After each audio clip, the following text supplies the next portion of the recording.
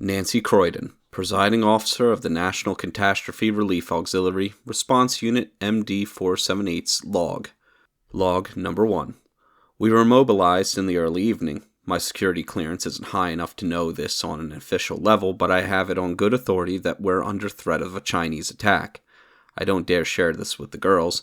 Most of them are a solid sort, but I can't trust that some won't desert to try and protect themselves or their families and wind up panicking, especially on flimsy rumors based on flimsier intelligence from DOD.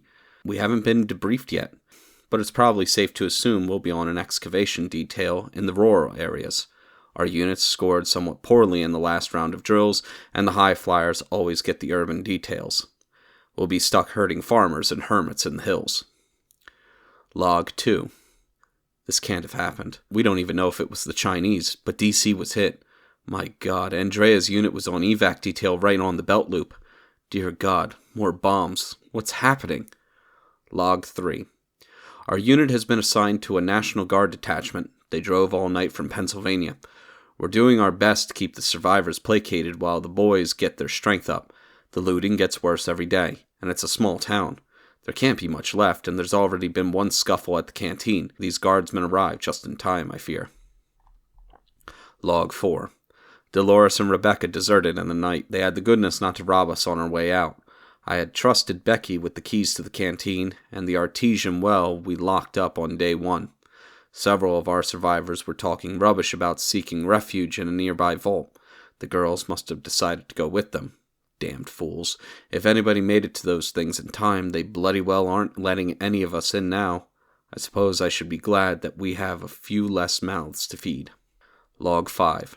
I took the NCO's advice and set up a quarantine for the worst of the radiation victims. We know better than to think they're contagious, but most of our survivors don't, and it helps keep them calm. We also have an easier time smuggling the bodies out at night. It's not so much that people die, it's how they look when they go. They all think they'll just lose a bit of hair, maybe get a rash. It gets so much worse than that. Log 6. We're low on Prussian blue. Most of them don't know what that really means, for which I'm thankful. One of the local doctors in our camp knows about a cancer treatment facility not too far from here. We're sending some of the guardsmen out to investigate. If they can recover any filgrastim, we might be able to stave off widespread radiation sickness a little longer. Log 7. These days I feel more of a preacher than a nurse. We lost hope that the reservists will be back. I can only hope they died with some scrap of honor and didn't abandon us. Without medication, people are succumbing to radiation sickness, for which there is no hope of treatment. We can do nothing more than make our patients comfortable as we await the end. When the painkillers and whiskey run out, prayer is all that we can offer them. I've taken to wearing a head wrap. I don't want them to see how much my own hair has fallen out. Log 8. I suppose it seems only right to say goodbye. I ought to know it's hopeless, but maybe one of my sisters is still out there. And I couldn't go without leaving some kind of farewell. Just know that I did everything I could.